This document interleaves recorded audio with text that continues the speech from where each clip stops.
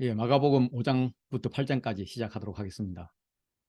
마가복음은 베드로가 가이사랴 빌립보에서 주는 그리스도신이다 하는 고백을 기점으로 해서 그 앞은 숨기신 메시아, 그 뒤는 드러나신 메시아입니다. 이걸 지역별로 갈릴리 사역, 디레스 사역, 예루살렘 사역 이렇게 나눌 수도 있고 비슷하지만 좀 문학적 구조를 가지고 삼막삼장으로 나눌 수도 있습니다. 제 같은 경우는 삼막삼장을 좋아하는데 갈릴리와 주변 지역에서 제자를 부르심, 세우심, 파송. 그리고 이제 예루살렘 가는 길에서 예루살렘 가는 이쪽으로 넘어가는데 오늘 저희는 이제 4장, 5장부터 8장이니까 이 부분이 될 것 같아요. 그래서 12제자를 세우신 후에 어, 12제자를 부르신 후에 12제자를 세우기까지 내 가르침과 내 비유와 내 기적이 있었습니다. 그 내 기적의 처음급을 했는데 오늘 두 번째부터 갈릴리 후기 사역을 할 거고 갈릴리 주변 사역을 하면서 이제 종결 기적까지 오늘 가도록 하겠습니다. 예수님은 계속 배척을 당하죠. 기득권에게 배척을 당하고 고향에서도 배척을 당합니다. 그 사이에 이 두 내 비유와 내 기적이 있습니다. 그래서 이 기적과 비유로 하나님 나라를 가르치시고 하나님 자신을 드러내시는데 지난주에는 이제 첫 번째 바다를 꾸짖는 기적, 이 바다를 꾸짖는 기적을 통해서 자신이 하나님심을 나타내는 데까지 했습니다. 오늘은 군대 귀신부터 하도록 하겠습니다. 5장 1절부터 20절은 4장 41절에 그가 누구시기에 바람과 바다도 순종하는가에 대한 대답입니다. 이 그라사 지방은 가다라라고도 하고 갈릴 호수 이제 동남쪽에 있습니다. 옛날에는 큰 성읍이었는데 AD 31년에 지진 때 무너져서 지금은 폐허로 남아 있습니다. 마가와 누가는 그라사라고 했고 마태는 가다라라고 말하고 있습니다.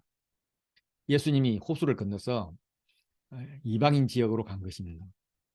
배에서 내리자마자 무덤에서 나온 귀신 들린 사람을 만났는데 여러 번 고랑과 쇠사슬에 매어 놓기도 했지만 쇠사슬 끊고 고랑을 깨뜨리고 도망가기 때문에 이제는 아무도 그를 제어할 힘이 없어서 방치하고 있었습니다. 이 제어한다 이 말은 짐승을 길들일 때 사용하는 단어입니다. 그렇게 취급을 받고 있었던 거죠. 그가 멀리서 예수를 보고 달려와서 절하면서 큰 소리로 부릅니다. 지극히 높으신 하나님의 아들 예수여. 예수님을 알아보는 거죠. 예수님이 누구신지 모르는 제자들과는 대조가 됩니다. 나와 당신이 무슨 상관이 있나이까. 제발 좀 그만 내버려 두십시오라는 거죠. 원하건대 하나님 앞에 맹세하고 나를 괴롭게 하지 마십시오. 귀신은 자신의 자유가 이제 끝났구나 이런 걸 직감하고 있는 것 같습니다. 이렇게 발악하는 이유는 이미 예수님께서 더러운 귀신아 그 사람에게서 나오라라고 명예시켰기 때문입니다. 그에게 물으십니다. 내 이름이 무엇이냐? 그랬더니 순순히 이름이 군대입니다. 많다는 뜻입니다. 라고 대답을 합니다. 고대 사회에서 모든 사람은 자신의 정체성이 담겨있는 이름이 숨겨져 있다고 생각했습니다. 그래서 두 세력 간에 영적 전쟁을 한다면 상대방 이름을 알아내는 것, 그래서 알아내서 선언하는 것이 상대방을 제압했다라고 하는 것을 의미합니다. 귀신은 예수님을 나 당신 알고 있어 이렇게 말함으로써 영적 전쟁의 우위를 주장하고 싶었지만 예수님이 알아보고 야 나와라 그러니까 그 위력에 완전히 기가 죽어서 자신들의 운명이 예수님에 의해서 결정될 것 같은 그런 고백을 지금 하고 있습니다. 예수님이 귀신에게 이름을 밝히라고 명령을 했고 귀신은 이걸 순종함으로써 영적 전쟁에 예수님이 승리자라는 것을 표현하고 있습니다.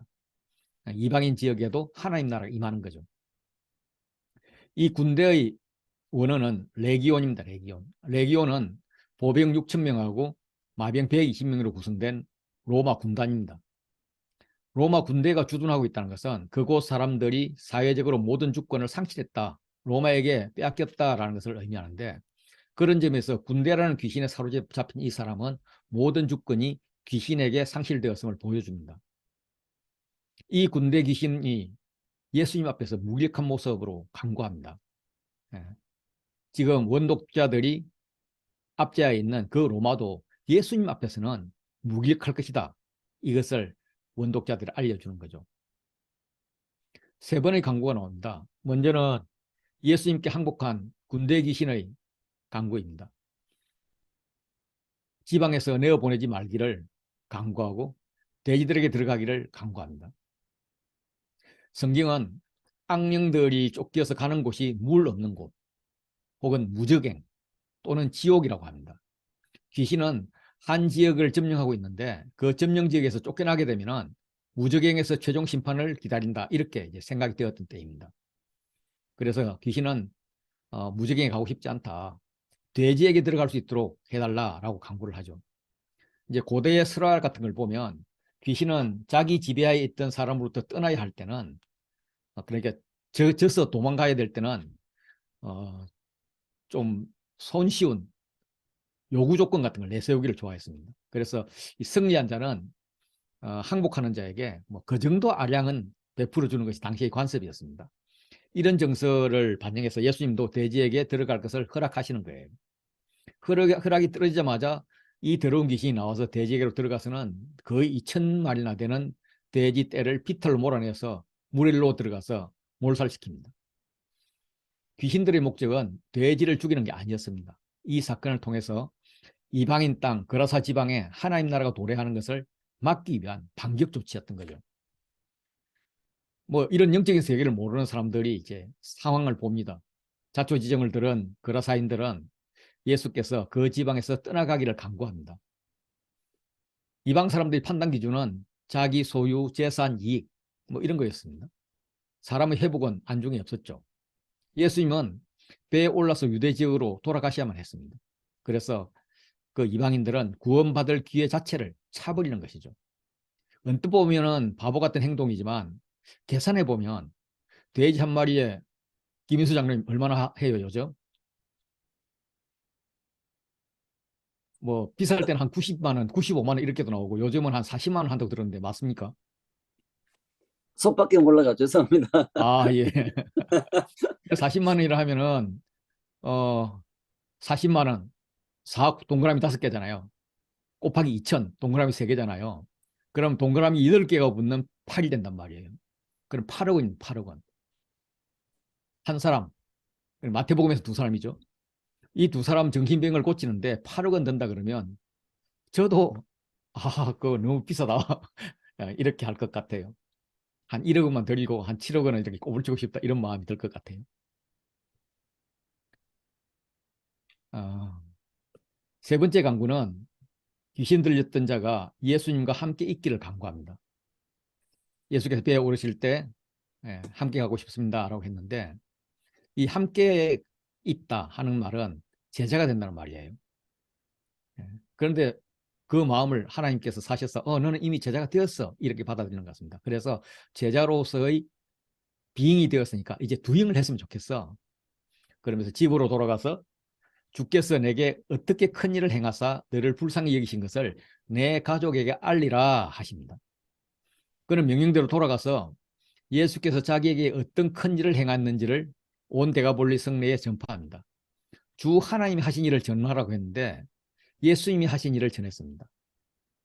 그에게는 예수님이 하나님이었어요. 집으로 돌아가 알리라고 했는데 데가볼리 전체에 전파합니다. 예수님이 직접 파송하신 최초의 선교사라고 표현을 합니다. 예수님은 귀신 들렸던 제자를 통해서 역전의 승리를 한 것입니다. 이방 땅 전도에 실패한 것처럼 보였지만은 이 제자를 통해서 승리한 거죠. 그 승리한 제자를 바울은 이렇게 표현합니다. 너의 부르심을 보라. 육체를 따라 지혜로운 자가 많지 아니하며 능한 자가 많지 아니하며 문불 좋은 자가 많지 아니하도다. 여기 나와 있는 귀신 들린 자 같은 그 자가 제자들이다. 이런 세워지는 제자들의 정체성을 이야기를 하고 있습니다. 3장부터 흐르는 문맥을 보면 3장 2절에서 사람들이 예수를 고발하려고 안식일에 그 사람을 고치는가 하는 것을 주시했습니다. 6절에도 바리새인들이 나가서 헤롯 왕과 함께 어떻게 해서 예수를 죽일까 의논을 했어요. 예수님은 상당히 위험한 지경에 빠졌습니다. 그런데 예수님의 대응은 상식적이지 못합니다. 많은 무리가 따르면 그 무리를 가지고 새를 규합하고 조직을 만들어야 되는데 피해 가버립니다. 귀신들이 알아보면 귀신도 쫄딱을 하고 그거 힘 합해가지고 다른 사람 이렇게 장악을 해야 되는데 힘을 만들어야 되는데 나타내지 말라고 오히려 경계를 합니다. 대신 하는 것은 제자들을 세우신 것입니다. 가룟 유다를 포함해서 12명을 세웠습니다. 그리고 그 세우신 제자가 어떻게 살아야 할 건가 하는 그 제자의 모형을 이 군대 귀신 들렸던 자를 통해서 제시를 하십니다.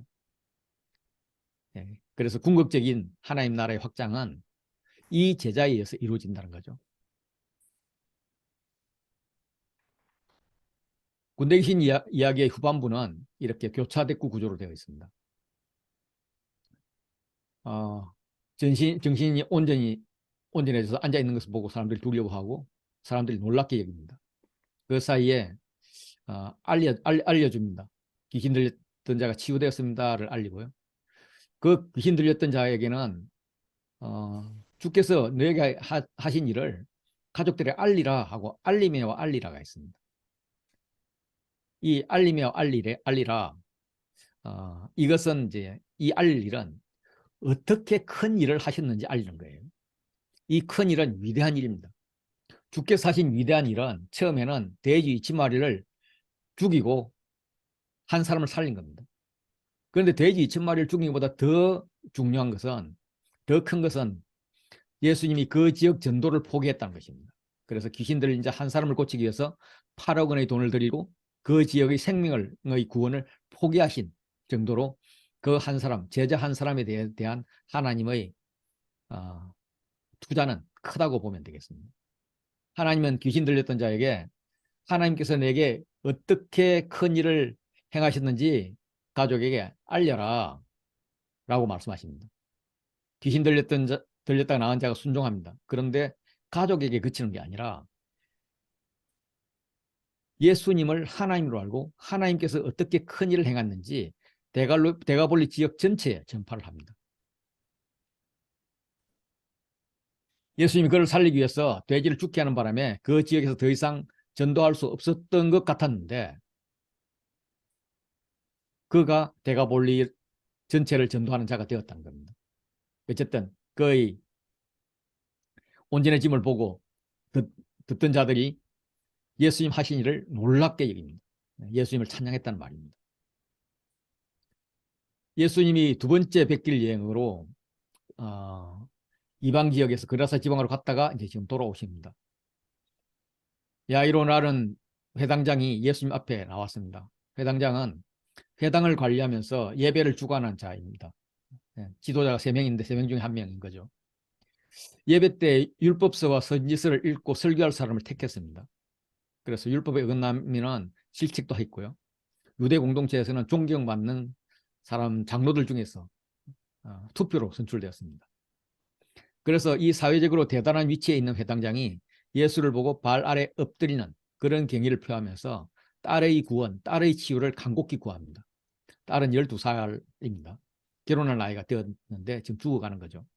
그래서 예수님이 회당장의 집으로 가는데 열쇠를 혈루증으로 알아온 여인이 등장을 합니다.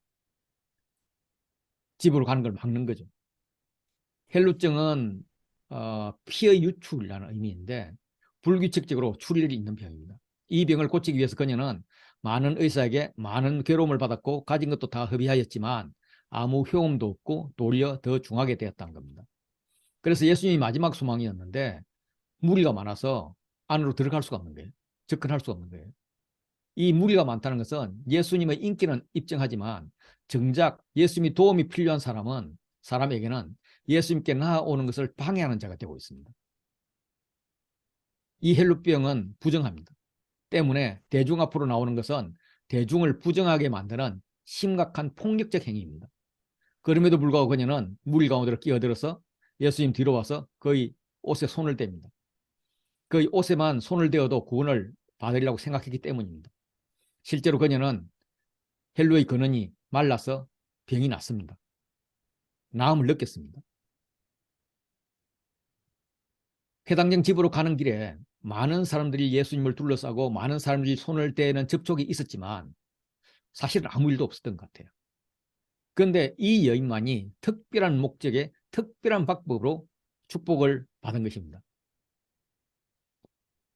나병 환자를 고쳤을 때 예수님은 부정한 자에게 직접 접촉을 했습니다. 중풍병자를 고칠 때는 친구들이 지붕에 올라와서 지붕을 부수고 내려오는데도 전혀 기어있지 않았습니다. 그런데 그 예수님이 반응하세요. 누가 내 옷에 손을 떼었느냐. 제자들이 타이르듯 말합니다. 아니 예수님, 무리가 에워싸 미는 것을 보면서도 누가 내게 손을 떼었느냐 이렇게 물으십니까? 옷에 손을 댄 것을 주제로 계속 이야기를 끌고 갑니다. 한두 사람이 손 댔겠습니까?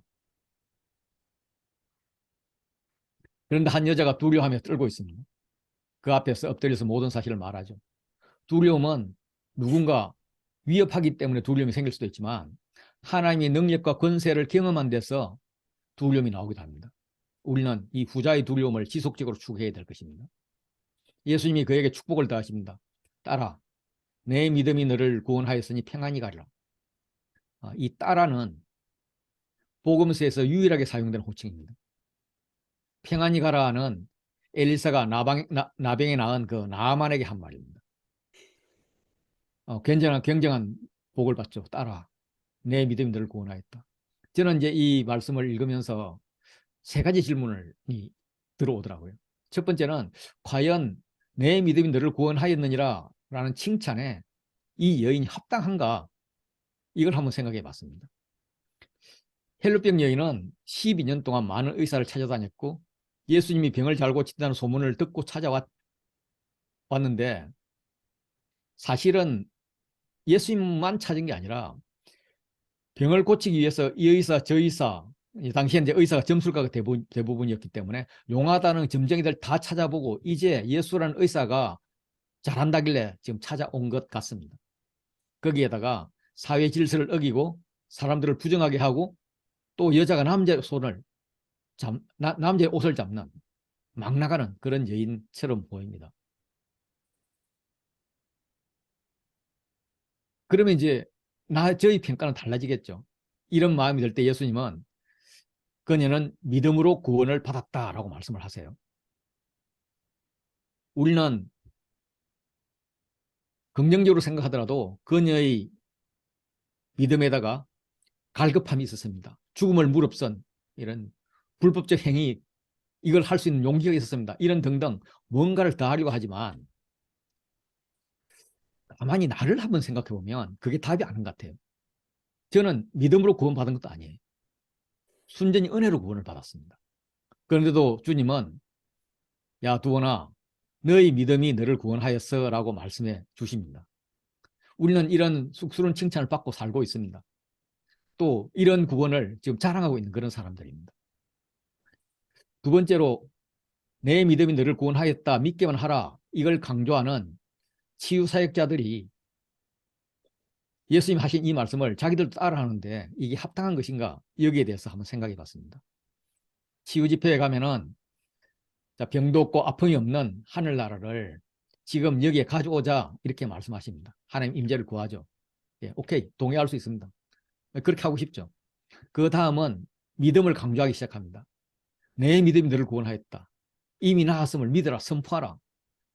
그러면서 한술 더 떠서 자, 하나님께서 고쳐주신 분 손을 들고 나오십시오. 예, 그러면 여기저기서 손을 들고 나와서 나았다고 간증을 합니다. 그때마다 속으로 나는 믿음이 없어 안 고쳐주시나. 예, 때로는 저 사람 저 거짓말 아냐? 예, 이런 생각을 하다가 집회를 나오곤 했습니다. 물론 이제 제 믿음을 짚어보는, 제 간절함을 짚어보는 그런 좋은 시간이기도 했지만 영적인 열등감, 하나님에 대한 서운함, 뭐 이런 것들이 생기는 시간이기도 했습니다. 그래서 제가 어떤 집회에 갔는데 그게 치유 집회면은 잘못 들어왔네 이런 생각 반, 오늘도 경품 추첨하는 심정으로 경품이 절대로 나한테는 당첨 안 되지 뭐 이런 불량스러운 믿음을 보이다가 이러면 안 되지 마음 다잡아 보기도 하고, 어쨌든 뭐 그럼에도 불구하고 치유되었다는 사람들을 부러운 눈으로 바라만 보고 나왔었습니다. 그래도 저는 비교적 건강한 편이라 가지고 치유 집회를 통해서 자존감이 낮아졌다든지 하나님을 원망하게 되었다든 그런 상황으로 가지는 않았습니다. 오히려 다른 분들에게 그런 것을 많이 발견했어요. 치유 집회 나와서 상처받은 분들이 의외로 많았습니다. 뭐 나는 왜 안 고쳐줘 이렇게 따지듯이 묻는 사람들은 오히려 나은 편이고요. 이 열등감과 원망을 숨기고 사는 분들이 굉장히 많았습니다. 그래서 믿음만 있으면 낫는가? 이런 생각을 해봤어요. 내 믿음이 너를 구원하였다 해서 사실 이 1번의 문제를 제가 묵상한 거에 의하면 믿음은 하나님께서 핑계이고 사실은 하나님의 은혜 때문에 난다는 거예요. 제 같은 경우는. 예. 그리고 그 나는 때는 하나님이 때라는 겁니다. 치유는 하나님이 임재하시는 하나님이 때가 필요한 거죠. 때의 결정은 하나님이 주권입니다. 그래서 내 믿음이 너를 구원하였다 하는 말은 사람이 사람에게 쓸 말은 아니다. 하나님께서 우리 모르게 다 이루어 놓고 마치 하나님 자신은 아무것도 안 한 것처럼 야 너가 다 했잖아. 너 믿음이 너를 구원하였어. 이렇게 칭찬해 주는 그런 말씀이다 라는 거죠. 뭐 하나님 마음대로 결정하시는 건데 하나님 마음대로가 내 원대로 내가 원하는 때가 아니기 때문에 마음에 안 들 때가 많이 있습니다. 그런데 중요한 것은 내 마음에 들든 안 들든 하나님의 주권, 하나님 마음대로 하시는 것이 내 원대로보다 내가 원하는 대로보다 훨씬 더 좋고 최상의 판단이다 하는 것을 그것은 너도 알고 나도 압니다. 그래서 치유 집회에서 내 믿음 너를 구원하였다. 난 걸 믿으라 강조하면 나는 하나님 지금 하나님 때이십니까? 하고 여쭤봅니다. 세 번째로는 부정한 여인이 예수님과 접촉을 했는데 왜 예수님이 부정하게 되거나 여인이 죽지 않고 병이 낫는가 하는 문제입니다. 예수님이 사람이라면 헬루증 여인이 예수님 옷을 만졌으면 여인의 부정함이 예수님께로 옮겨져서 예수님도 부정해져야 됩니다. 이제 그런 일은 일어나지 않습니다. 그렇다면 예수님은 하나님인데 하나님이라면 부정한 여인이 지극히 거룩한 하나님과 접촉했기 때문에 죽어버려야 되는 거예요. 그런데 이 거룩함이 여인에게 전달되어서 헬루병이 났습니다. 이제 이게 어떤 원리인가? 성경에는 지극히 거룩함이 나옵니다. 이 지극히 거룩한 것은 한 것에 접촉되는 모든 것이 거룩해집니다. 그런데 여기서 이 지극히 거룩한 것이 있는 곳은 성전 아니기 때문에 다 모든 것이 정결의 대상입니다. 그래서 정결한 것이 지극히 거룩한 것을 만나기 때문에 괜찮은데 부정한 것은 여기까지 들어오지도 못하고 죽는 거예요.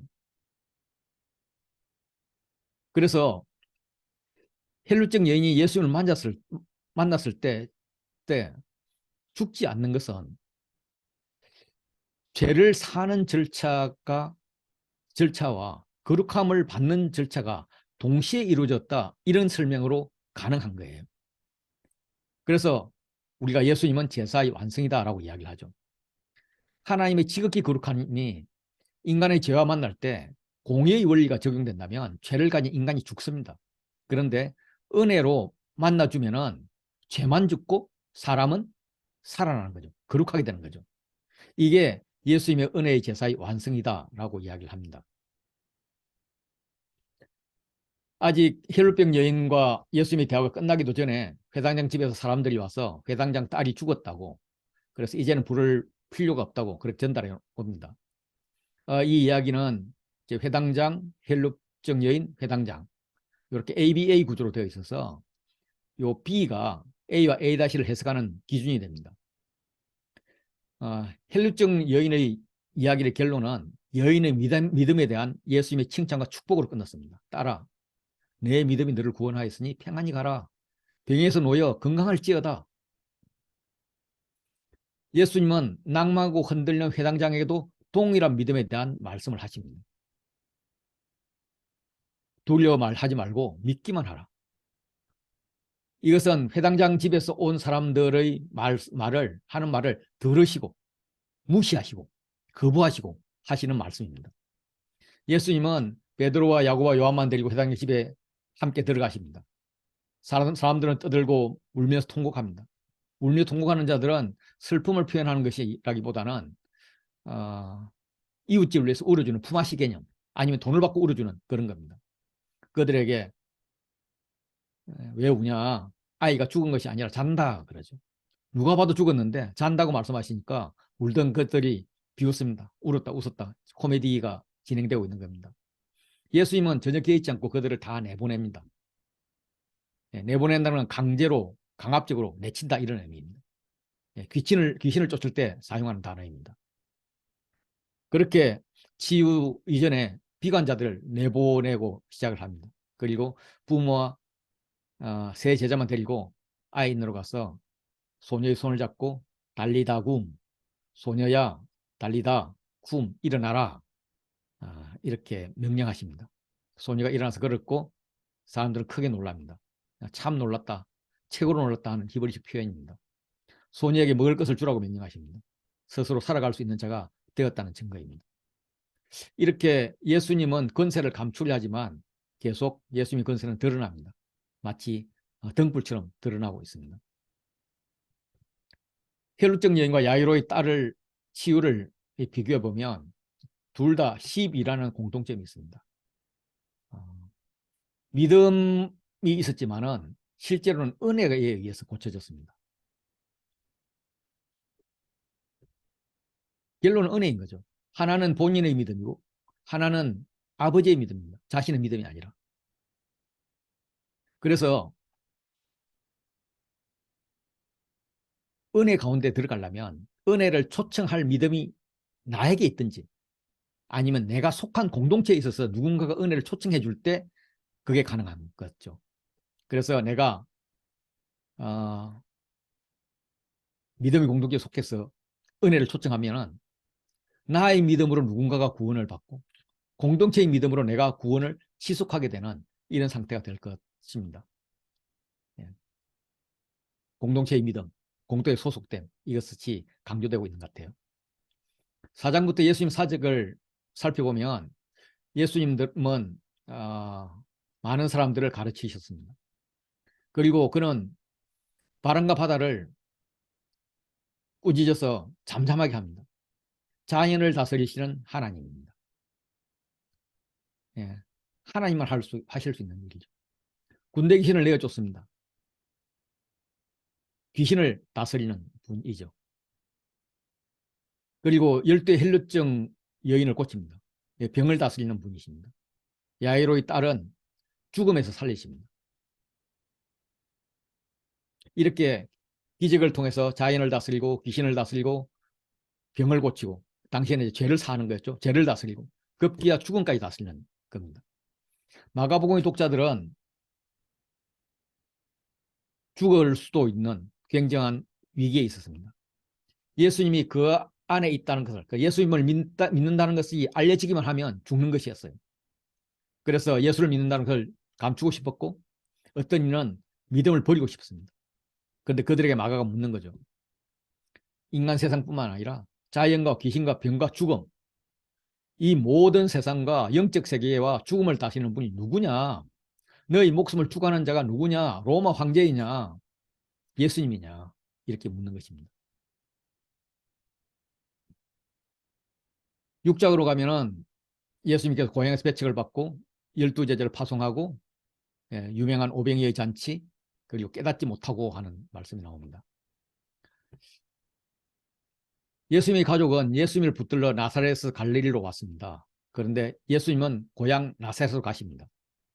안식일 되어서 회당에서 가르치니까 많은 사람들이 듣고 놀랍니다. 놀라는 이유가 예수님을 통해서 드러난 하나님의 능력과 영광이 아니라 예수님이 어떻게 이런 능력을 소유하게 되었는지에 대해서 놀랍니다. 그들의 질문이 이 사람이 어디서 이런 것을 얻었느냐? 이런 권능이 어찌 됨이냐? 그거는 목수가 아니냐? 시몬의 형제가 아니냐? 너희들도 우리와 함께 있지 아니하냐? 이렇게 부정적인 예수님의 능력을 믿을 수 없다는 그런 질문입니다. 믿음의 출처를 의심하는 배척이죠. 그리고 이 손은 특별한 의미가 있습니다. 손은 권능을 의미하죠. 예수님의 손은 치유, 특히 병을 고치는 것과 관련이 많습니다. 직접 손을 대어서 치유를 하십니다. 성전을 깨끗게 하시고 어린아이를 축복하시고 갈보리 십자가에서 돌아가실 때도 손에 상처가 있었습니다. 손을 들어서 축복하는, 누가복음 마지막에 나오죠. 성령의 손입니다. 그런데 고향 사람들이 생각하는 예수님의 손은 그냥 목수의 손, 일하는 손, 더러운 손일 뿐입니다. 이렇게 예수님의 손을 비하하고 있습니다. 예수님은 자기 고향 아나도 사람들에게 배척받은 예레미야의 경험을 반영해서 선지자가 자기 고향과 자기 친척과 자기 집에서는 존경을 받지 못한다라고 푸념을 하십니다. 예수님은 오래전부터 알고 있어서 가장 친밀해야 할 그들이, 고향 사람들이 믿지 않음을 이상히 여기십니다. 그래서 고향을 떠나서 다른 촌으로 두루 다니면서 복음을 전하십니다. 열두 제자 파송 이야기는 1막 3장의 시작입니다. 이것은 열두 제자를 세우심과 대꾸가 되고 3장을 시작하는 말씀이 됩니다. 예수님이 이제 제자를 부르실 것을 시작으로 갈릴리 초기 사역을 시작했습니다. 그리고 열두 제자를 세우심을 통해서 갈릴리 후기 사역을 시작합니다. 이제 열두 제자를 파송하면서 갈릴리 주변 지역 사역을 이제 하시죠. 이 제자들이 어, 믿음의 눈을 여는 그런 어, 깨달음의 시간이 될 것입니다. 그걸 이제 예수님께서 촉구하세요. 당시의 제자들은 스승의 가르침을 외우는 것이 유일한 활동이었다면 활동이었습니다. 그런데 예수님이 하시는 사역을 야, 너희가 대신 해봐 하면서 파송하시는 겁니다. 위대한 일이 지금 시작되고 있는 거예요. 그런데 이 일이 세상적으로는 굉장히 성공적이었습니다. 그래서 헤롯에게 두려움을 줍니다. 그래서 예수님이 헤롯과 차별된 참목자로서 메시아로서 사역을 하십니다. 예수님은 메시아가 다시 오면 등장할 만나, 만나를, 떡을 계속 보여주십니다. 유대인은 예수님을 비방하다가 떡을 얻어먹지 못합니다. 그렇지만 이방인 수로보니게 여인이나 또 다른 사람들은 떡을 얻어먹습니다. 칠병열을 먹죠. 제자들에게는 먹는 떡에만 관심이 있고 예수님이 누구인지 알지 못합니다. 마가는 이 사건의 중심에 에바다를 집어넣어 놓고 제자들, 독자들의 눈이 열릴 것을 기대합니다. 그리고 종결 기적으로 베스다 명인의 눈을 뜨게 하는 그런 기적이 있습니다. 이 의미들을 한번 찾아가 보면 열두 제자를 부르셔서 파송을 위해 교육을 하십니다. 먼저 두 가지를 주세요. 하나는 둘씩 짝을 지어서 사역 파트너, 동력자를 주십니다. 이들은 서로 의지할 동료이고 율법이 요구하는 두 적인이 됩니다. 그리고 더러운 귀신을 제어할 권능을 주십니다. 그거 주시고는 그 다음에는 가지지 말며 입지 말라 이러면서 제한이 많습니다.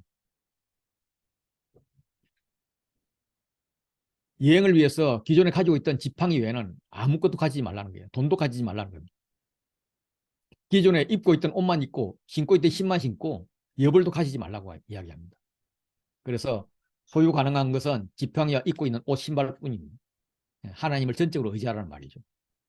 필요한 것은 하나님께 주셨으니 너는 더 이상 준비할 것도 없이 즉시 가라는 거예요. 건동 지역에서는 이런 여행 중인 전도자들을 상당 기간 호의를 베푸는 것이 통례였습니다. 그래서 어디서 누군가가 영접을 하면 그 집에 들어가서 묵게 되는데 그 동네를 가기까지 다른 집을 옮기지 말라고 합니다. 비교 선택하면서 좋은 집 찾아가지 말라는 거죠. 그리고 중요한 것은 만약에 영접하지 않거든 먼지를 떨어버려서 증거를 삼아라. 배척에 대한 태도를 분명히 하라고 말씀하세요. 당시 유대인들은 이방인 사는 지역을 갔다가 떠날 때에 그들을 거부한다는 상징으로 발을 떨었습니다. 지금 복음을 거부하는 자들을 그가 비록 유대인이랄지라도 발을 떱니다. 이방인 취급하는 거죠. 이제는 누가 이방인이냐, 누가 유대인이냐, 누가 내부인이냐, 누가 외부인이냐, 이 개념이 달라지고 있습니다. 제자들이 나가서 복음을 전파합니다. 회개를 전파합니다. 회개하라. 많은 귀신을 쫓아내고 많은 병자들에게 기름을 발라 고쳤습니다. 기름 발라 고치는 것은 복음서에서 마가복음 6장 13절 여기가 유일합니다. 야고보서에서도 기름을 바르면서 병낫기를 위해서 기도하라고 이야기를 하죠. 기름이 약으로도 쓰이고 있는 것 같고 또 기름은 치유하는 성령의 임재를 상징하기도 하죠. 제자들의 파송과 순종으로 예수님이 드러나니까 헤롯이 불안합니다. 사람들은 예수님을 엘리야라고도 하고 선지자라고도 하고 특히 모세가 말했던 옛 선지자 중 하나와 같다고 말하지만 헤롯은 자기가 죽인 요한이 살아났다 하면서 과거를 생각합니다. 그래서 이 현재의 활동이 제자의 활동이 헤롯으로 하여금 요한의 죽음을 기억하게 하는데 요한의 죽음을 기억하면서 더 과거를 보니 헤롯이 요한을 투옥했는데 그리고 나서 헤롯의 잔치에 죽이게 되었다는 것을 기억나죠. 왜 투옥을 했느냐 하면 요한이 헤롯을 책망하기 때문입니다. 더 과거로 올라가는 거죠. 다시 돌아와서 요한을 처형하고 사도들이 돌아와서 활동을 보고하는 이런 식으로 구성되어 있습니다. 여기에 등장하는 헤롯 왕은 헤롯 안디바입니다. 헤롯 대제는 이두메인이지만 법적으로는 유대인 이스라엘 사람 유대인이었기 때문에 유대를 통치를 하게 되었습니다. 그런데 뭐 굉장히 또라이 기질이 있어서 아내도 죽이고 막 아들도 죽이고 막 그렇게 했죠. 그는 죽으면서 로마의 허락받기를 자기 나라를 먼저 남북으로 나눠서 남쪽은 아켈라오에게 주고 북쪽은 다시 반으로 나눠서 왼쪽은 안디바에게 오른쪽은 빌립 2세에게 이렇게 주도록 이렇게 허락을 받았습니다. 그래서 이들은 왕국의 4분의 1을 다스리는 통치자다 이런 의미를 가진 분봉왕이라는 이름을 붙였어요. 그래서 갈릴 분봉왕 헤롯 안디바는 첫째 부인이 나베테안 왕 아레타스의 4세의 딸이었습니다. 그런데 로마로 가는 길에 헤로디아를 만나서 둘이 결혼하기로 결심을 합니다. 그래서 헤롯은 아레타스의 딸과 이혼을 하고 헤로디아는 빌립 1세와 첫 번째 남편과 이혼을 합니다. 그리고 둘이서 결혼을 하게 되는 거죠. 이들은 로마에서 교육을 받았어요.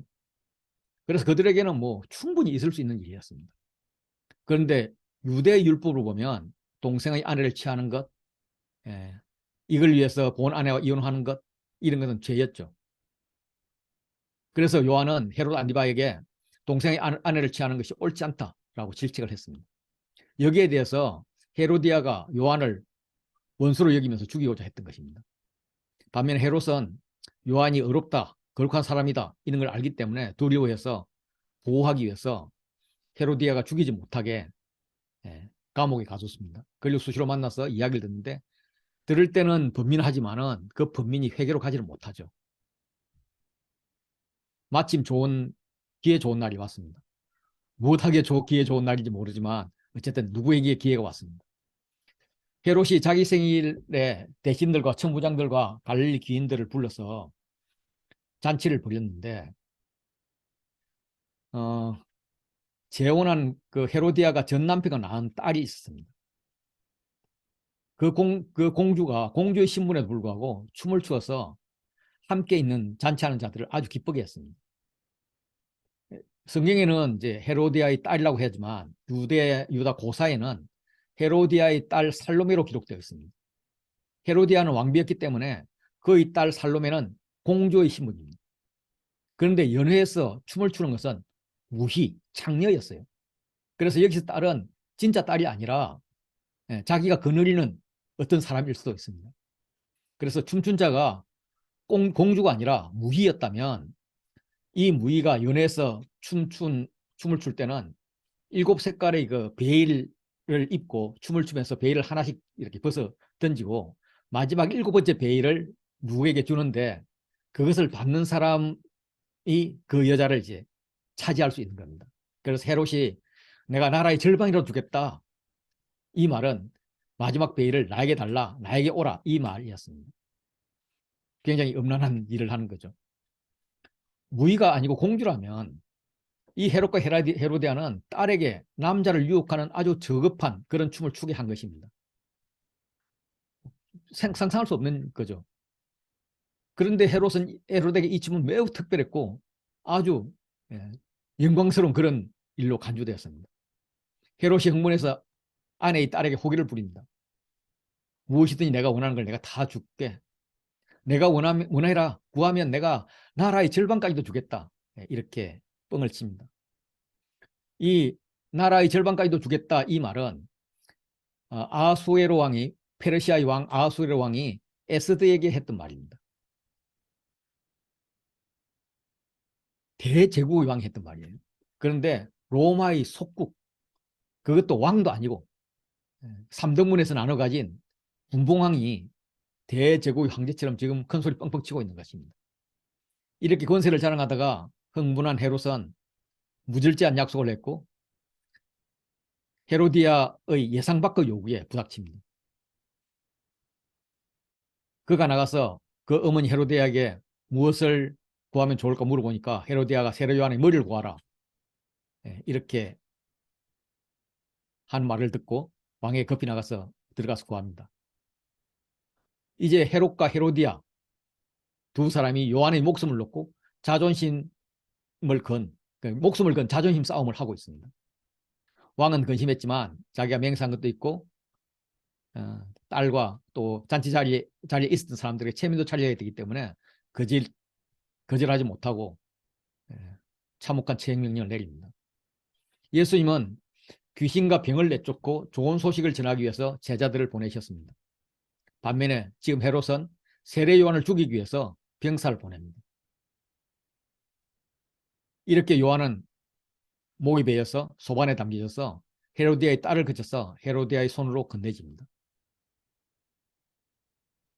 요한은 폭동을 선동했다 하는 혐의로 사해 동쪽에 있는 이 마케루스라는 산성에 투옥되었습니다. 이게 마케루스 산성이고요. 거기는 이제 요새이자 궁전이 만들어졌다고 합니다. 세례 요한의 감옥도 있었습니다. 그래서 잔치가 시작되었을 때 시병에게 요한의 머리를 가져오라고 했는데 잔치가 끝나기 전에 요한의 머리를 가져온 것을 보면 지금 잔치를 한 장소는 세례 요한이 같이 있는 이 감옥에 있었던 마케루스 산성의 궁전으로 그렇게 보입니다. 어쨌든 이 어이없는 요한의 죽음은 이후 예수님의 죽음을 예표합니다. 헤로스의 의사에 반한 주변의 압력에 의해서 세례 요한을 죽일 수밖에 없었습니다.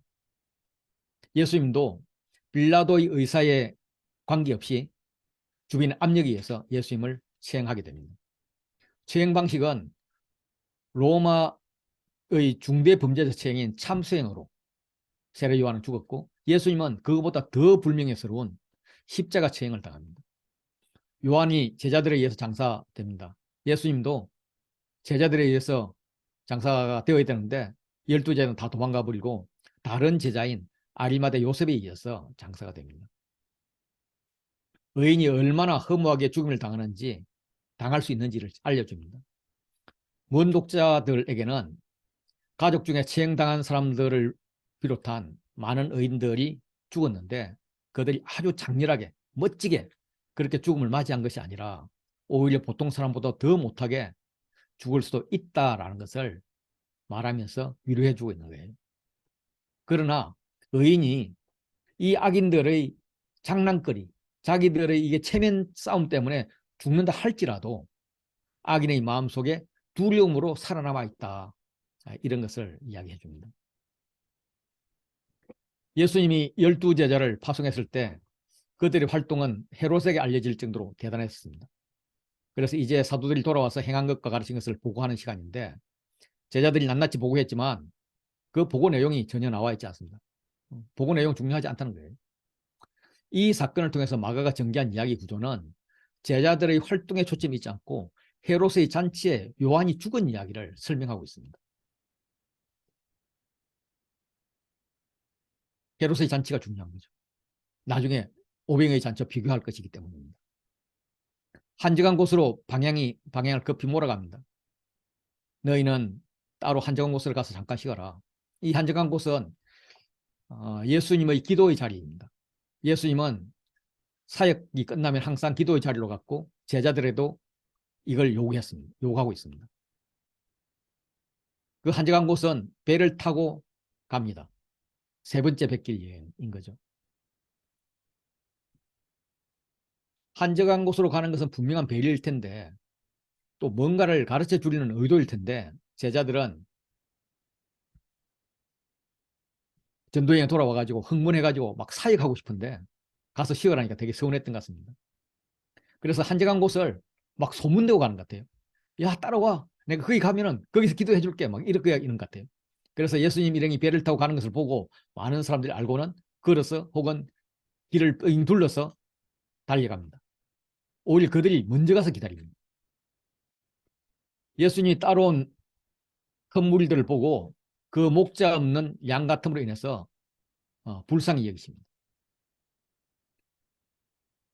장군 없는 군대처럼 지도도 없는 그런 군중. 예. 그들은 주인을 찾지 못하고 일일이 유리하면서 공고를 당합니다. 당시 유대교 지도자들의 직무유기를 비난합니다. 예수님은 10편 23편의 목자, 에스겔서의 목자가 되어서 그들을 여러 가지로 가르칩니다. 날이 저물어 가니까 제자들이 무리를 보내서 뭘 사먹게 하라라고 건의를 합니다. 아마도 돌려보내고 내일 오게 하십시오. 이런 의미일 겁니다. 예수님의 대답은 간단합니다. 너희가 먹을 것을 주라. 당시 백성들은 어, 하루에 한 끼 정도 먹는 그런 시절이었습니다. 우리 같이 하루에 세 끼를 먹으니까 한 끼 굶기가 하루 굶기가 힘든데 그렇지만 뭐 아침 한 끼 정도는 가뿐하게 굶을 수 있잖아요. 그들도 하루 정도는 가뿐하게 굶을 수 있는 그런 상황인데 굳이 먹는 이야기를 합니다. 이것은 음식 제공을 통해서 뭔가 중요한 교훈을 주고 싶어서 그렇습니다. 그런데 제자들이 우리가요 200데나리온의 떡을 사다 먹여야 되는데 돈 없어요. 이렇게 이야기를 합니다.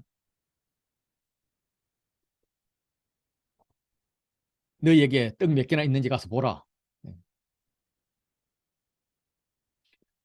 한 사람이 먹으면 딱 맞을 떡 5개와 물고기 2마리가 있었습니다. 그러나 예수님은 모든 사람을 100명씩 혹은 50명씩 때를 지어서 잔 뒤에 앉게 합니다. 그리고 떡 5개와 물고기 2마리를 가지고 하늘을 우러러 축사하시고 떡을 떼어 제자들에게 줍니다. 이 가지고 축사하시고 떼어 주심에 이 동사는 칠병이어에도 엠마오에서 식사에도 마지막 유월절 성탄식에도 동일하게 등장합니다. 예수께서 떡을 가지사 축복하시고 떼어 주시며 이렇게 축사하심으로써 음식이 풍부해졌습니다. 다 배불리 먹고 남은 떡 조금 물고기를 12바구니에 차게 거두었습니다. 남자분 5천 명이니까 여자 어린이까지 합하면 뭐 2만 명 넘는다고 그렇게 표현을 하죠.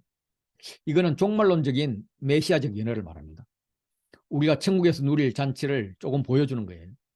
하나님 우리를 어떻게 먹이시는지 보여주는 신뢰입니다. 그래서 무엇을 먹을까, 무엇을 입을까, 무엇을 마실까, 여기에 대해서 염려하지 말라는 답변입니다. 종말에 있을 잔치라고 이야기를 합니다. 이 종말론적인 사건은 기적의 크기보다는 기적의 의미를 찾는 것이 중요합니다.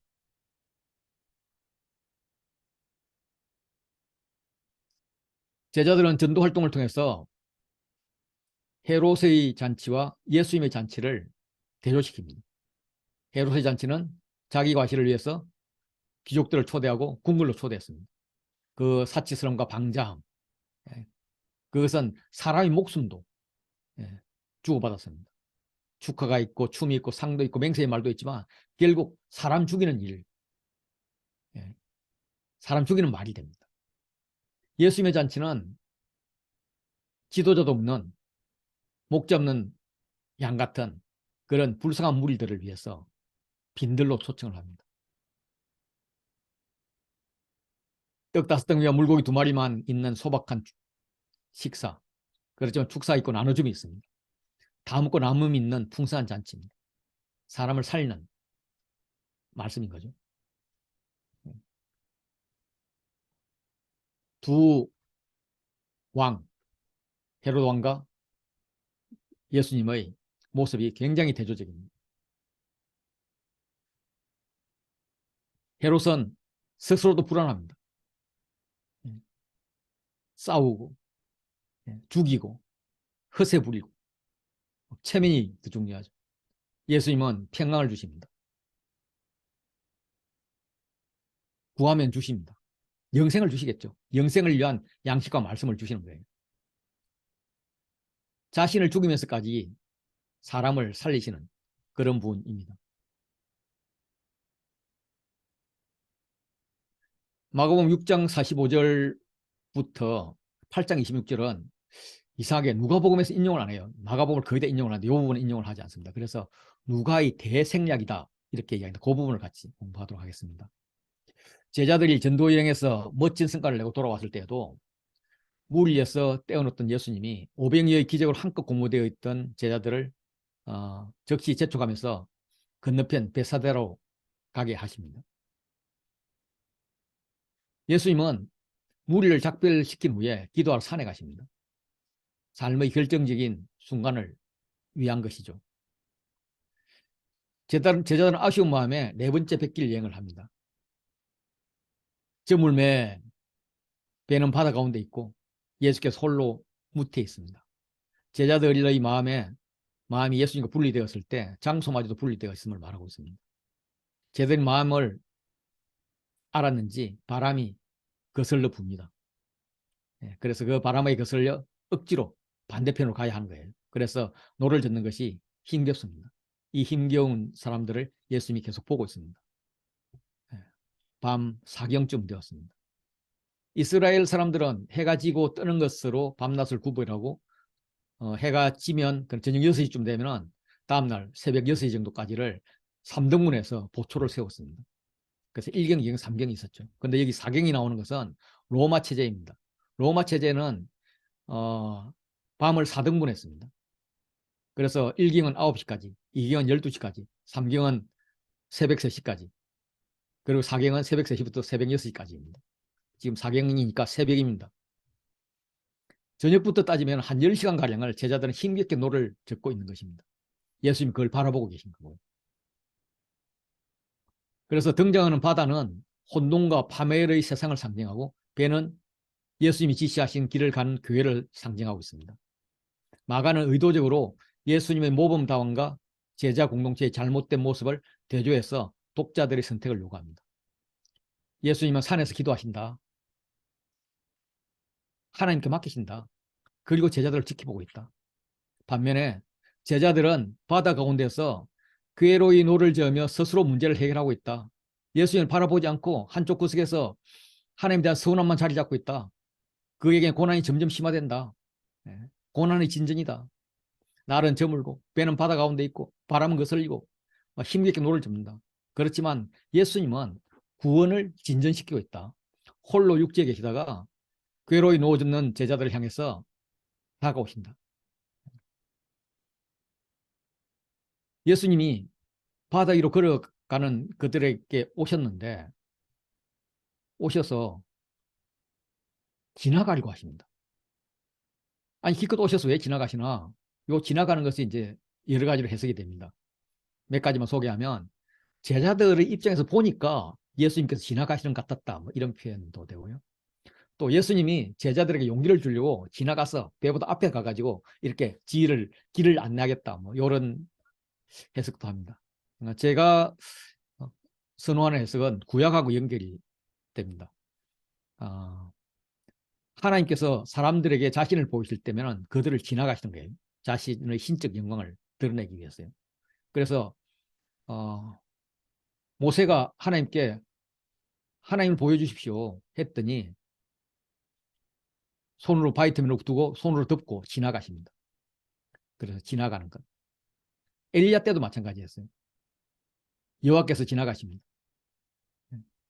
그런데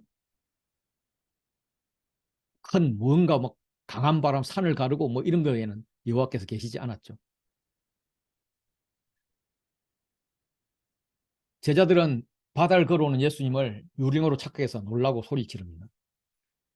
예. 제자들이 막 갈등하죠. 갈등은 절정입니다. 예수님이 말씀하십니다. 안심하라. 내니 두려워하지 말라. 내니는 에고 에이미, I am. 예. 스스로 있는 자로 번역이 되어 있습니다. 그냥 제 표현으로는 나야 임마 뭐 이런 것 같아요. 출애굽 3장 14절에 스스로 있는 자니라 이것입니다. 예수님은 그들을 곧 말씀으로 안심시키고 배에 오르니까 제자들과의 분리가 해결되고 바람이 그치게 되었습니다. 제자들 갈등도 종결되죠. 바다를 걸을 수 있는 분은 하나님 한 분뿐입니다. 예수님은 계속 자신이 하나님을 보이셨습니다. 오병이어 기적을 통해서 또 물 위를 걸으심을 통해서 그리고 지나가려 하신다. 그게 하나님 자신의 영광을 나타내는 표시이고요. 또 여기서는 내니라고 합니다. 그리고 바람이 그칩니다. 그런데 사람들은 예수님을 유령으로 착각할 뿐입니다. 이 상황을 나레이트가 어떻게 해석하냐면 왜 이렇게 예수님이 바다 위를 걷는 것을 보고도 유령으로 착각했느냐 하면 이는 그들이 그 떡 떼던 일을 깨닫지 못하고 도리어 그 마음이 둔하여졌음에 졌기 때문이다. 그들은 떡 떼던 일, 그것은 떡을 먹는 게 중요한 게 아니라 하나님, 예수님이 하나님이심을 나타내는 게 중요한데 계속 그들은 떡 해서 더 많은 떡을 원하는 그런 둔함에 있었다라고 이야기를 합니다. 두 번의 놀람이 있습니다. 놀라고 심히 놀랍니다. 앞에 놀라면 그들이 그렇게 일반 사람들이 예수님께서 바다 위를 걸어오는 걸 보고 놀라는 긍정적인 놀람입니다. 그런데 제자들은 심히 놀라는 것은 부정적인 놀람입니다. 그들은 예수님이 하나님임을 보았지만 보아도 보지 못하고 깨닫지 못하고 둔한 상태로 부정적으로 놀라고 있는 것입니다. 예수님 일행은 게네사렛으로 갔습니다. 게네사렛은 가버나움 남쪽에 있는 아주 비옥한 지역입니다. 갈릴리 호수를 게네사렛 호수라고 할 정도로 갈릴리의 대표적인 도시입니다. 거기서 배에서 내리니까 사람들이 예수인 줄 알고 온 지방으로 달려 돌아다닙니다. 예수님이 오신 줄 아는 사람들이 달려서 돌아다니면서 예수님이 어디 계신지 알린다는 거예요. 복음을 전하는 자의 발걸음이 이렇게 빨라야 되는데 사실 이들은 복음을 전하는 게 아니라 좋은 의사 오셨어 이걸 지금 전하고 있습니다. 모든 병든 자들이 침상째 메고 나옵니다. 너무 많으니까 병자들을 시장 바닥에 이렇게 모아놓고 예수님께서 천천히 그 주변을 지나가면 막 옷을 만지게 이렇게 합니다. 예수님 다시 다니시는 모든 곳에서 치유가 일어납니다. 이 이야기는 예수님이 바다 위를 걸으시고 병을 고치는 이야기지만 문맥은 제자들이 예수님을 누군지 깨닫지 못한다라는 거예요. 그래서 떡된 일을 깨닫지 못하고 지금 이러고 있어. 이제 이 이야기예요. 요거는 앞으로 이제 7장, 8장의 이야기를 계속하면서 마지막에 아직도 깨닫지 못하느냐 하는 이 안타까움, 이런 구조 가운데 있습니다. 예, 7장 보도록 하겠습니다. 7장은 고르반 이야기로부터 수로보닉의 여인, 그리고 에바다, 이제 가장 중요한 이야기들이 여기 들어있는 것 같습니다. 바리새인들과 서기관들 중에 몇 사람이 예루살렘에서 갈릴리 시골까지 와서 예수님의 모임에 참가하고 있습니다. 아마도 특별한 목적을 가지고 왔을 것입니다. 3장에서는 서기관들이 소개되었는데 지금 바리새인들이 추가되어 있습니다. 3장이 7장보다 앞선 사건이라면 예수님이 부상되면서 기득권들이 위험을 느껴서 공의회에 대표를 보내서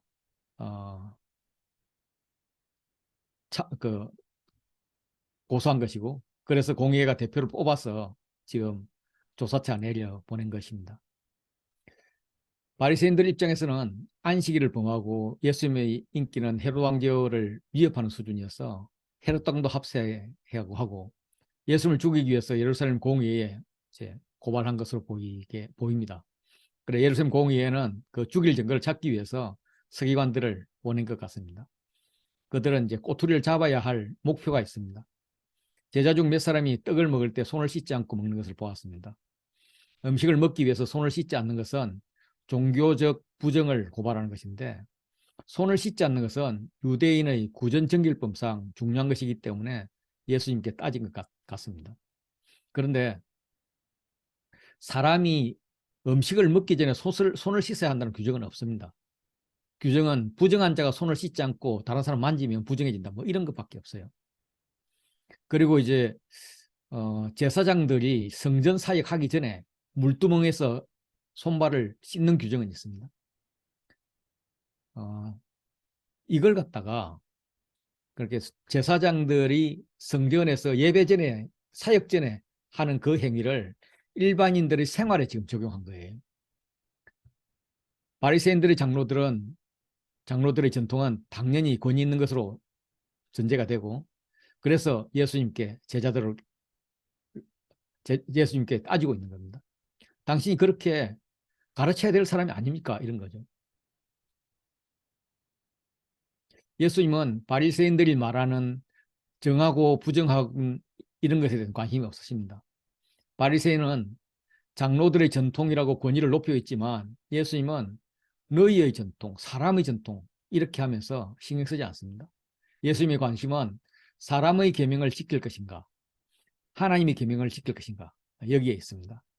예수님은 그들을 외식하는 자, 말과 행동이 일치하는 자라고 몰아붙이면서 이사야 29장 13절 말씀 이 백성이 입으로는 나를 가까이 하며 입술로는 나를 공경하나 그들의 마음은 내게서 멀리 떠났나니 이 말씀을 인용해서 말씀하십니다. 사람의 전통을 지키느라고 하나님의 계명을 저버린 예로서 고르반 제도를 비판합니다. 부모 공경은 10계명 5번째 계명입니다. 공경은 약속을 동반한 첫 계명이라고 하죠.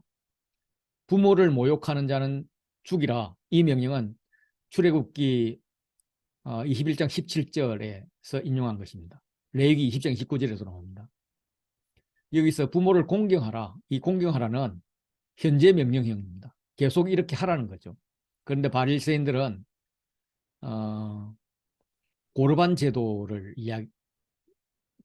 많이 장려를 했을 것 같은데 부모가 자식에게 생활비를 쓸 것을 요구할 때 고르반이라고 하면은 주지 않아도 된다는 것이에요. 이 고르반은 원래 예물을 뜻하는 히브리어 단어를 헬라로 음역한 것입니다. 자기 재산이나 돈을 성전에 헌납하는 제도입니다. 고르반 제도 역사적 배경은 명확히 알려져 있지 않은데 어떤 학자들은 고르반 제도가 포로기 이후에 유대인들이 성전을 재건하기 위해서 자신의 재산을 바치기 시작한 것이다. 뭐 이렇게도 주장하고 또 다른 학자들은 고르반 제도가 헬레니즘 시대에 유대인들이 그리스 문화와 정치에 저항하기 위해서 자신의 재산을 하나님께 바치는 방식으로 신앙을 고수한 것이다. 이렇게 주장을 합니다. 어쨌든 좋은 뜻으로 만들어진 이 제도가 부모를 복양하지 않는 방법으로 악용되었습니다. 이 법은 성전에 헌납한 사람은 살아있는 동안에 그 헌납한 재산을 마음껏 사용할 수 있습니다. 그런데 죽으면 성전의 소유가 되는 거예요. 그런데 살아있는 동안에 마음껏 사용하는데 이걸 자기가 사용해야지 다른 사람도 이렇게 사용하게끔 이렇게 다 줘버리고 그러면 안 된다는 거예요. 다른 사람과는 함께 누릴 수가 없는 게 이 법이에요. 이걸 교묘하게 사용하면 올해 수확을 고르반 합니다. 그러면 이 고르반 한 것은 이제 자기하고 식구들은 다 먹을 수가 있죠. 그런데 부모에게 주면 불법이 되는 거예요. 그리고 올해 수확한 것이니까 그거에 뭐 올해 다 먹든지 아니면 내년까지 먹으면 되니까 성전에 바칠 게 없어요. 내 죽기 전에 안 바칠 그 성전 갈 게 없어요. 그런데 부모에게는 안 주는 이런 편법으로 사용이 되었다 이런 말입니다. 예수님께서 고르반 사례를 통해서 하나님의 계명을 지키는 것이 무엇인가 이렇게 말씀하면서 바리새인들의 항의를 이제 물리쳤을 때 제자들은 이걸 어떻게 생각했을까? 아무래도 그들이 바리새인들의 정결빛 규정에 대해서 좀 움츠를 들였을지도 모르겠어요. 그래서 무리들을 다시 불러서 설명을 합니다. 그래서 무엇이든지 밖에서 사람에게 들어가는 것은 사람을 더럽히지 못한다. 안에서 나오는 것이 사람을 더럽히게 하는 것이다. 예, 이렇게 이야기를 합니다. 제자들이 이런 걸 깨닫기를 원했지만 제자들은 여전히 깨닫지는 못하죠. 그래도 이제 감사한 것은 계속 물어봅니다. 그래서 너희가 이렇게 깨달음이 없느냐, 이런 한탄을 하면서 가르쳐 주시는 겁니다. 그래서 속에서 곧 사람이 마음에서 나오는 이것 다 속에서 나와서 사람을 더럽게 한다. 그게 뭐냐면 악한 생각이고 이 모든 악한 것인데 그걸 들면은 음란, 도둑, 살인 이런 12가지가 있다. 이런 이야기입니다. 이런 악한 것들로 장로의 전통이 만들어졌습니다. 음식은 사람의 생각에 별로 영향을 못 주지만 이렇게 마음에서 나오는 악한 죄는 하나님과의 관계를 아주 심각하게 만듭니다. 영적 부정이 육체적 부정보다 더 심각한 문제가 되는 거죠. 예수님께서 이방 지역 두루로 가셔서 한 집에 들어가서 아무도 모르게 조용히 지내고 싶었지만 숨길 수가 없었습니다. 어떻게 들었는지 더러운 귀신 들린 어린 딸을 둔 한 여자가 예수의 소문을 듣고 와서 자기 딸에게 귀신을 쫓아주기를 간구합니다. 이 여자는 헬라인 수로보니게 족속이라고 소개가 됩니다. 수로보니게의 위치는 정확하게 알려지지 않았습니다. 팔레스타인 북방을 차지하고 있는 수리아 지방 중에서 지중해 연안 쪽에 있는 베니게를 가리킨다라고 추측을 합니다. 그래서 북아프리카 리비아에 있는 리비아 베니게하고 구별을 하기 위해서 수리아 베니게, 그래서 수로보니게 뭐 이렇게 부른 것 같습니다. 이 두로와 시도는 통상과 무역이 성행했을 것입니다. 이방인 이주도 많았을 것이고 오늘 나오는 이 수로보니게 여인도 그렇게 이주한 사람 같습니다. 특히 이 두로와 시도는 바알 숭배와 관계가 있습니다. 그리고 그리스 문화가 들어왔기 때문에 수로보니아 여인도 필연적으로 우상과 관계가 있습니다. 이런 이방인 우상 숭배자가 예수님을 찾아왔기 때문에 유대인의 사고에서 볼 때 그는 실패하는 거죠. 예, 필연적입니다. 예수님은 그동안에 귀신을 쫓아낼 때 귀신과 대화했습니다. 군대 귀신과도 대화를 했고요. 그런데 이제는 이방인과 대화를 합니다. 귀신 들린 아이의 어머니와 대화를 하는 거죠. 자녀로 먼저 배불리 먹게 할지니 자녀의 떡을 취하여 개들에게 던짐이 마땅치 아니하니라. 이렇게 심한 말을 합니다. 유대인은 자기들이 하나님의 자녀이고 이방인은 개라는 의식이 있습니다. 그래서 이것을 한번 곱씹어보면 이런 사고를 가진 자들을 대변해서 예수님께서 역설적으로 말씀하시는 것 같아요.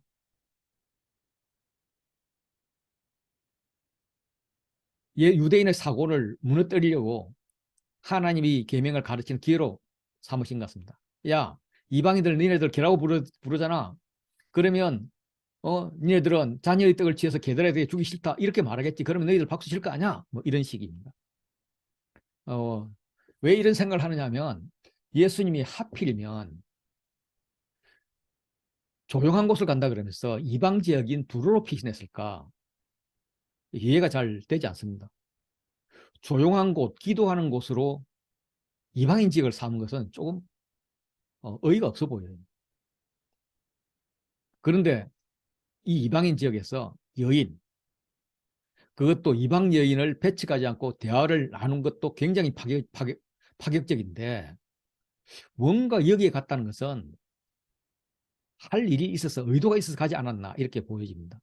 어쨌든 이걸 통해서 하나님 나라를 전파하는데 장애가 된다면 유대교의 전통은 얼마든지 깨뜨릴 수 있음을 지금 시사하고 있습니다. 그런데 이 수로보니게 여인이 아주 기특해요. 대답하기를 주여 이렇게 시작을 합니다. 예수님을 주여라고 부른 것은 마가복음에서 여기가 유일합니다. 제자도 주여라고 부른 적이 없습니다. 심지어 뒤에 가면 베드로의 고백이 주는 그리스도십니다 할 때 그 주도 로드, 퀴리에가 아닙니다. 유입니다. 유. 당신은 그리스도입니다. 인 거죠. 수르보니의 여인은 예수님에 대한 호칭도 확실했지만 대답도 재치가 있습니다. 이걸 의미를 살려서 풀면 이렇습니다. 예수님께서 야, 내가 먼저 자녀에게 떡을 취할 거야. 이렇게 했더니 주님, 당신 말씀 옳습니다. 유대인에게 먼저 떡을 주는 건 당연하죠. 그러나 먼저가 있으면 나중에 있지 않겠습니까? 다음이 있지 않겠습니까? 상 아래 개들도 어린아이 먹던 부스기를 먹듯이 당신이 개라고 부르는 우리 이방인도 먼저는 아니지만 차후에 상의 음식 부스러기라도 먹을 수 있는 거죠. 그거 달라는 겁니다. 이런 의미죠. 여기서 부스러기는 이제 남은 음식을 말합니다. 잔반을 의미하죠. 이 사상이 후에 바울이 복음을 전할 때도 나타납니다. 내가 복음을 부끄러워하지 않는다. 예. 그래서 먼저는 유대인에게요, 그리고 헬라인에게로다.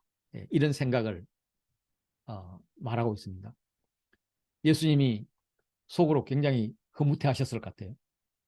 유대인은 모르지만 이방인, 그것도 천대받는 여인이 이런 원리를 아는구나. 내가 그렇게 믿음의 말을 하였으니 그런 줄 알고 믿고 돌아가라. 귀신이 내 딸에게서 떠내려갔다. 마태복음에서는 여자여 내 믿음이 크도다. 내 소원대로 되리라. 이렇게 이야기를 합니다. 지금 두로에서 이제 갈릴리 호수로 갑니다. 그러면 이렇게 가버나움으로 바로 가는 게 굉장히 빨라요. 빠른데 일부러 데가볼리 지역을 지나서 갑니다. 이거는 예수님께서 데가볼리 지역을 지나면서 이방인 지역을 전도했다 이렇게 볼 수가 있습니다. 예수님이 다시 두로 지방에서 나와서 시돈을 지나고 데가볼리 지방을 통과해서 갈릴리 호수에 이르렀을 때 사람들이 귀 먹고 말 듣는 자를 데리고 예수님께 나와서 안수하여 주기를 간구합니다. 예수님이 그 사람을 따로 데리고 물리게 떠나서 손가락을 양귀에 넣고 또 손에 침을 뱉어서 그것을 혀에 바릅니다. 굉장히 지저분해 보이는 행위지만 1세기 헬라 유대 문화에서는 이 침은 병을 치유하는 효과가 있다. 이런 믿음이 있었기 때문에 침을 뱉어서 혀에 바르는 것은 당시로서는 일반적인 치료 행위였었습니다. 그리고 하인을 향해서 탄식하고 그에게 에바다 명합니다. 그랬더니 귀가 열리고 혀가 맺힌 것이 곧 풀려서 말이 분명해졌습니다. 사람들이 놀라죠. 그가 모든 것을 잘 하였도다. 못 듣는 사람도 듣게 하고 말 못하는 사람도 말하게 한다. 귀 먹는 자와 말 못하게 하는 자를 고치는 것은 이사야의 메시아적 예언입니다. 구약에서는 이사야서 35장 6절에 유일하게 나와요. 그래서 그 때에 못 듣는 사람들의 귀가 열릴 것이고 말 못하는 자의 혀는 노래할 것이다. 이렇게 이야기를 합니다. 메시아적 사건을 이야기하는 거죠. 예수님은 이 말 못하는 사람을 말하게 해놓고는 아무에게도 이러지 말라라고 하십니다. 그런데 경과할수록 더 널리 전파하죠. 사람들이 심히 놀랍니다. 상상을 초월할 정도로 어떤 말로 행언할 수 없을 정도로 놀라는 거죠. 이것은 이사야의 메시아적 예언과 예수님의 치유 사역이 어떤 연관성이 있음을 염두에 두고 놀람을 표현하는 겁니다. 이사야의 메시아적 예언은 그가 보통 사람보다 심하게 상한 것이 그 때문에 사람들이 깜짝 놀랐죠. 그런데 더 놀란 것은 그가 죽음으로써 다른 사람 살리더라 하는 거죠. 이렇게 보고 듣고 부활하는 것은 기독교 신앙에서 미래에 있을 일들입니다. 그들이 보고 들은 것은 메시아의 사역이지만 예수님이 메시아인 줄 깨닫지 못하고 있습니다. 이 에바다는 사람들이 간구하고 사람들이 심히 놀라고 그래서 사람들을 따로 데리고 아무에게도 이러지 말라 이렇게 분리시키고 귀에 넣고 침을 뱉고 혀에 손을 대는 것, 귀, 혀 풀리는 것 이런 대꾸 속에 중심에 있습니다. 강조되는 거죠. 이렇게 애타게 탄식하며 열려라 라고 외치는데 왜 그럴까? 예수님이 그냥 눈짓만 해도 말만 해도 야 열려라 이렇게 해도 나을 텐데 왜 이렇게까지 강조하시나 이런 생각이 듭니다. 그래서 이것을 문맥상으로 어떤 의미인지를 한번 보도록 하겠습니다. 에바다 이야기를 전체 문맥 속에서 읽으면 예수님의 안타까운 마음을 좀 읽을 수가 있습니다. 6장 7절에 12제자를 파송해서 양식이나 배낭이나 전대의 돈이나 아무것도 가지고 가지 말라는 말씀이 나옵니다. 파송되는 자들이 먹고 사는 문제를 이야기하는 건데 정말 먹고 살기 힘든 이야기를 합니다. 어떤 면에서 떡 이야기예요. 그리고 헤롯의 잔치 이야기가 나옵니다. 오병 이야기가 나오죠. 둘 다 떡 이야기입니다. 부정한 손으로 음식 먹는 것 가지고 떡 이야기 가지고 지금 갈등을 하고 있습니다. 수로보니의 여인은 야 밥상에 떡 아무한테나 못 줘. 아이고 걔도 부스러기는 먹지 않습니까? 떡 이야기를 합니다. 그런데 에바다로 오면은 떡하고 관계없는 이야기예요. 칠병이어도 떡 이야기고요. 떡 가져오기를 잊은 이야기도 떡 이야기입니다. 떡 이야기가 연속되는 가운데 에바다만이 유일하게 먹는 거고 관련이 없는데 그렇다면 이는 뭔가 에바다를 통해서 하시고 싶은 이야기가 있다라는 것을 시사합니다. 그래서 이게 뭘까 고민을 해보는 거죠. 해봤더니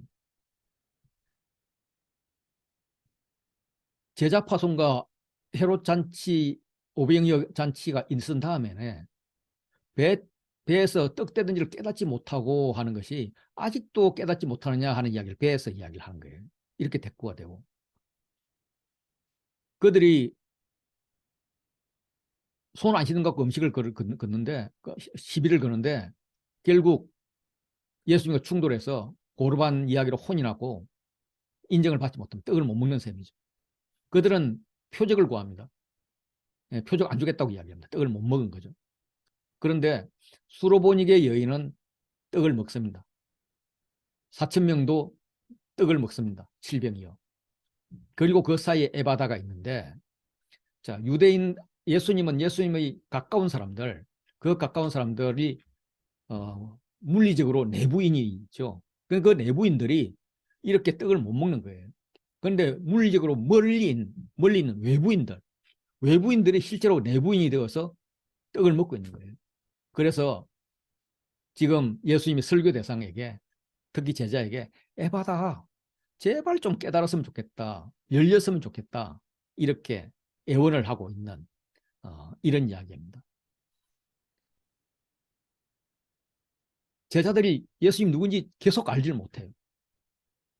예. 너 좀 알면 좋지 않겠냐. 이 소경 같은 자들아 제발 깨달아라. 내가 예수님이 어떤 메시아인지 깨달았으면 좋겠다. 너희가 먹어야 할 떡이 헤롯의 잔치나 헤롯의 잔치 나오는 그 떡이냐 아니면 베세대 들녘에 나오는 오병이어의 잔치냐 어느 걸 먹어야 되겠냐 뭐 이런 이야기죠. 8장으로 넘어가면은 이제 4천 명을 먹이고 표적을 구하고 아직도 깨닫지 못하느냐 이렇게 이제 아까 교태대부의 이야기가 연속이 되고 그리고 이제 종길 기적과 그 다음에 그 이막으로 넘어가는 이야기가 나옵니다. 그 무렵에 이제 오병이어하고 비슷하지만은 좀 다른 상황의 기적이 일어납니다. 이 기적은 이방인을 대상으로 한 기적임을 시사하고 있습니다.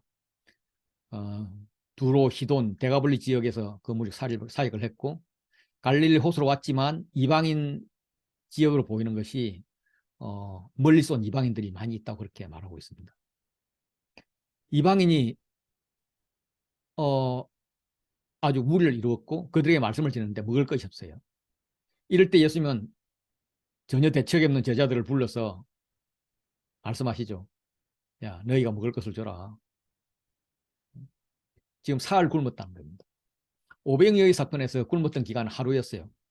그 시절에 하루쯤은 굶을 수 있는 상황이었다고 제가 말씀을 드렸습니다.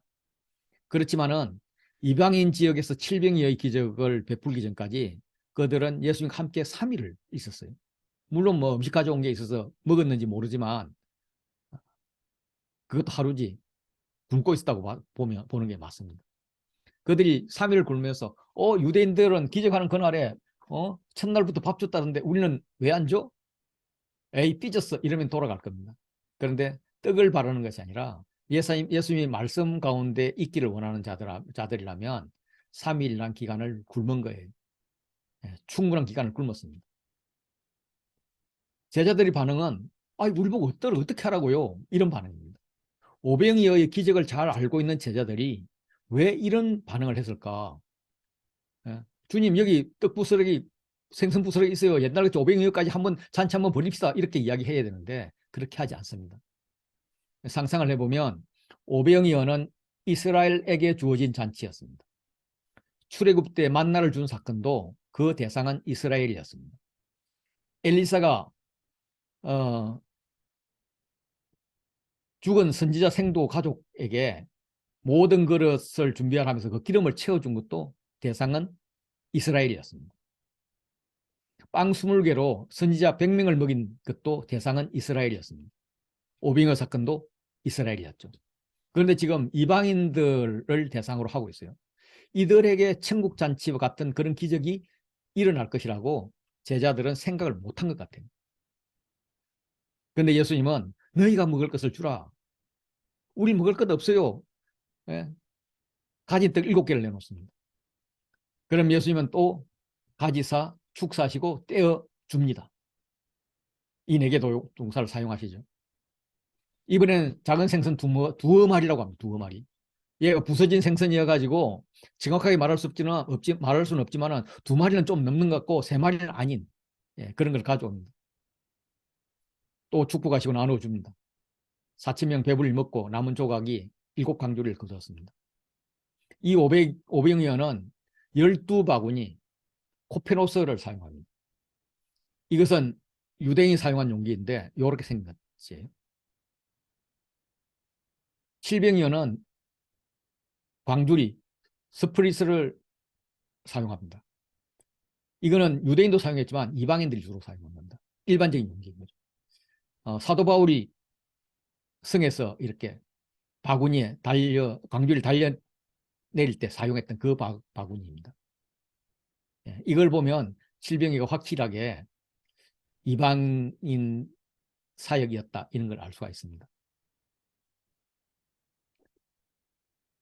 무리를 먹여보내고 적시 제자들과 함께 배에 올라서 달마누다 지방으로 가셨습니다.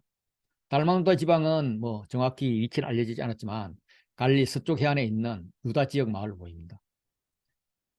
이어서 바리새인들이 나옴을 보면 확실히 유다 지역이에요. 5번째 백길 여행을 한 거죠. 이방인 지역을 돌아다니는 예수님께 바리새인들이 나와서 신란합니다. 신란은 논쟁을 위한 논쟁, 꼬투리를 잡기 위한 비판을 말합니다. 그를 시험하여 하늘로부터 오는 표적을 구합니다. 이 시험은 사탄이 시험하는 것과 같은 단어입니다. 그렇기 때문에 바리새인은 예수님을 부인하고 시험하고 부인하는 것은 사탄이 예수님을 시험하고 부인하는 것과 같다라는 겁니다.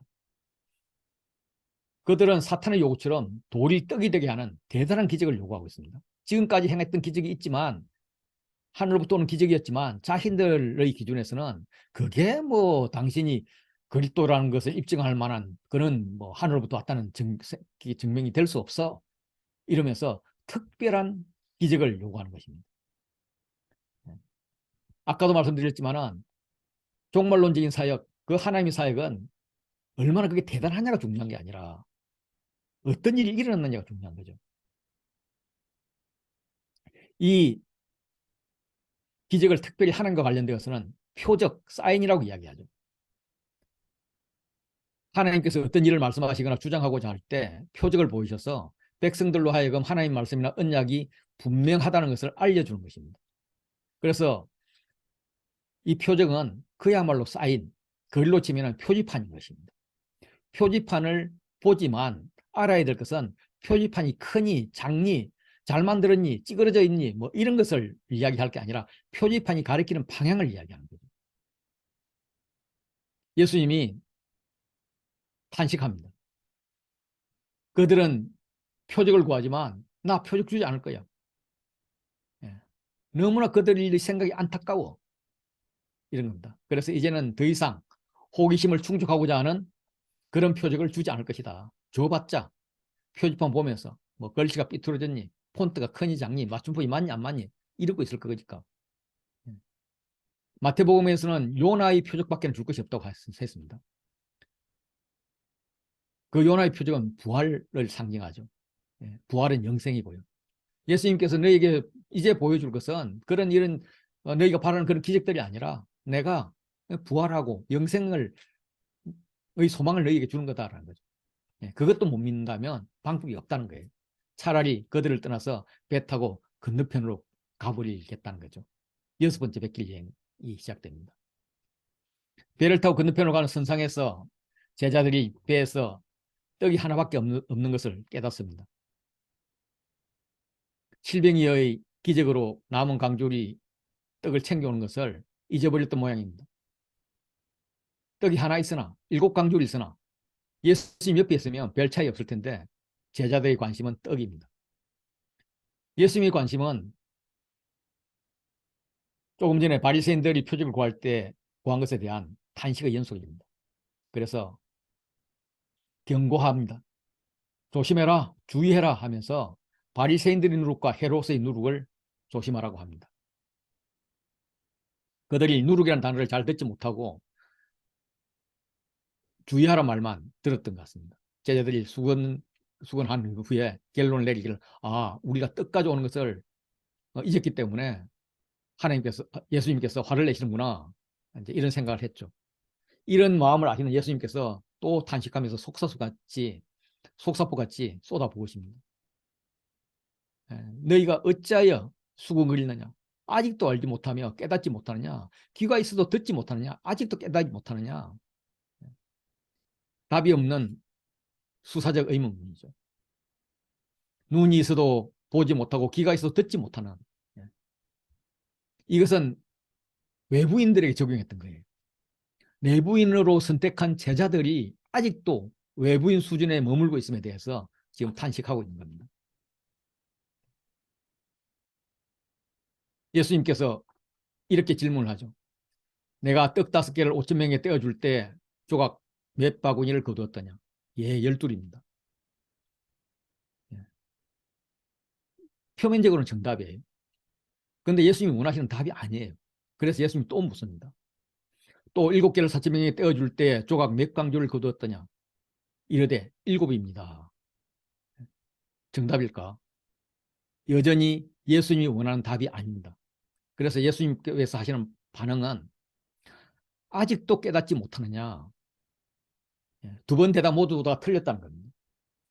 세상의 일에 눈이 멀어버린 사람들을 향해서 받아, 열려라, 눈을 떠라, 믿음을 가져라, 내부인이 되라.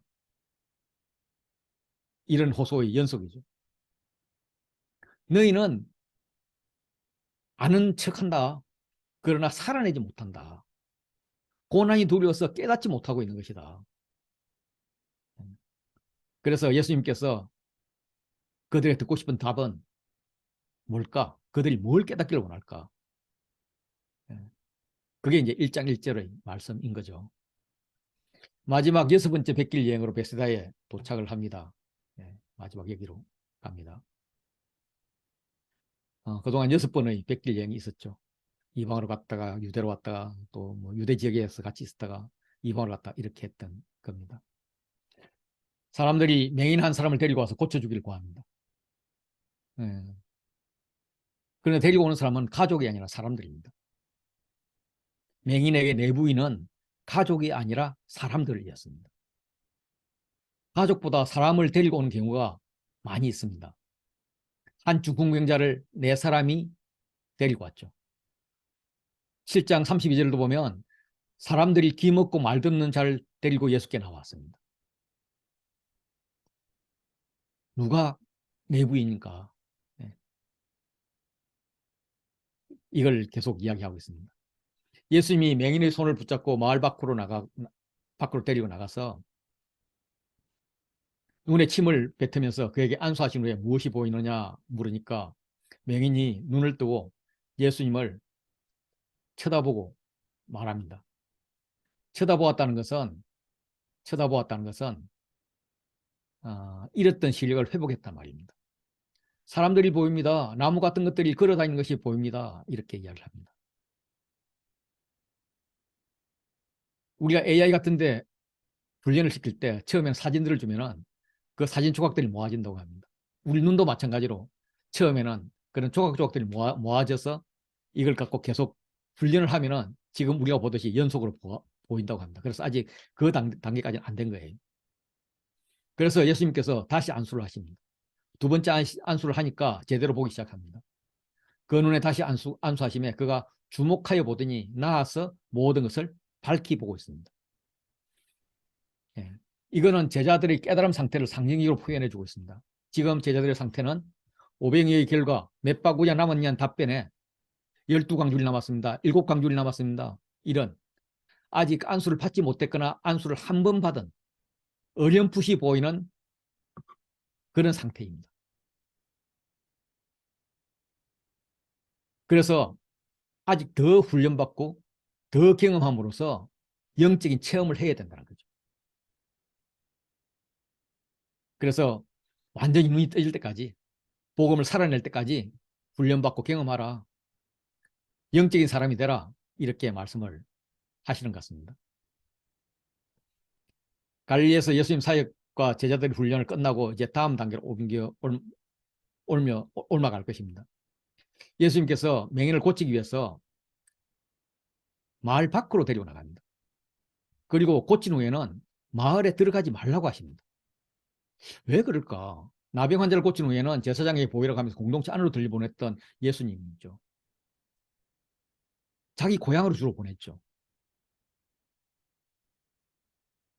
그런데 이들이 가가지고 많이 전파하지 말라 그랬는데 온 동네 소문내서 문제가 돼서 그랬을까? 뭐 그럴 수도 있는 거죠. 제가 그냥 묵상을 해봤어요. 뭐 정답인지 아닌지는 모르지만은 예수님께서 눈뜬 자에게 보여주고 싶지 않은 것이 마을에 도시에 있기 때문이 아닐까 이런 생각이 들었습니다. 오히려 광야가 더 행복한 곳이고 광야가 제자가 될 수 있는 곳이다 이런 말이 아닐까 싶습니다. 마을에서 맹인이 천대를 받았을 것입니다.